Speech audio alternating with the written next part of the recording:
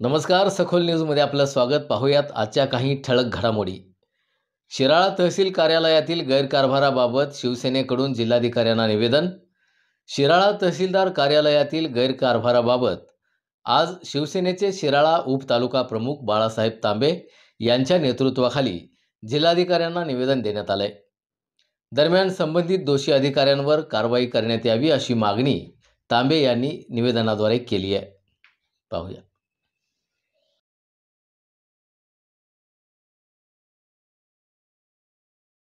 मी बाळासाहेब तांबे, शिवसेना उद्धव बाळासाहेब ठाकरे, उपतालुका प्रमुख शिराळा.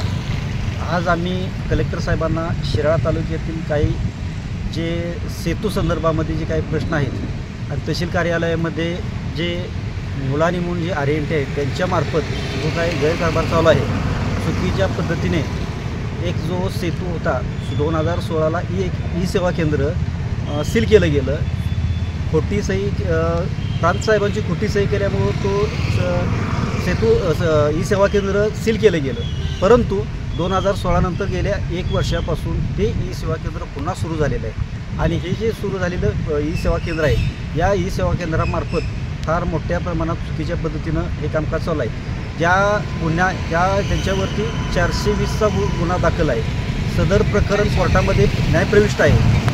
कोर्टामध्ये केस सुरू असताना एवढा मोठा गंभीर प्रश्न असताना सुद्धा जेणे की प्रांत साहेबांची खोटी सही जो माणूस करतो त्याने ते ई सेवा केंद्र पुन्हा 1 वर्षापासून सुरू झालेलं आहे आणि या ठिकाणी जे दिले जाणारे दाखले हे माझ्या मते जे केंद्रच वादाच्या भोवऱ्यात आहे, जे न्यायालयीन प्रक्रियेच्या बाबतीत आहे, याला कुणी अभय दिलं, हे सुरू करण्यासाठी कुणी प्रयत्न केले, याच्या पाठीमागे जे आर्यंटी जे आहेत मुलांनी यांचा फार मोठा मधला दुवा आहे आणि सर्व गोष्टी या ठिकाणी मॅनेज करून केल्या जातात.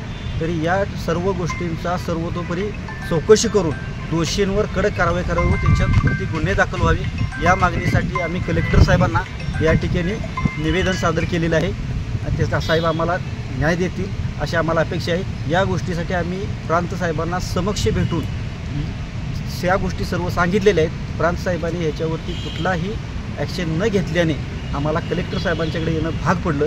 कलेक्टर साहेबांनी आम्हाला आश्वासन दिलेलं आहे की ज्या काही चुकीच्या गोष्टी असतील त्यासाठी आम्ही त्या बाबतीतला FIR दाखल झालेल्या सर्व पुरावे दिलेले आहेत. बाकीचे सर्व पुरावे माझ्याजवळ आहेत, त्याचे व्हिडिओ आहेत, बाकीचे काय लागणारे सर्व पेपर्स माझ्यापाशी आहेत. त्या सर्व पेपर आम्ही वेळोवेळी ज्याप्रमाणे आम्हाला प्रशासकीय ऑफिसमधून मागणी होईल त्याप्रमाणे सर्व आम्ही पुरावे त्या ठिकाणी सादर करू आणि हे प्रकरण शेवटीपर्यंत धसाला लावून दोषींवर कारवाई होत नाही तोपर्यंत आम्ही आंदोलन करू. या पुढच्या आठवड्यात आम्ही याचा पुढचा भाग जो असेल तो आम्ही सादर करेल. जय महाराष्ट्र.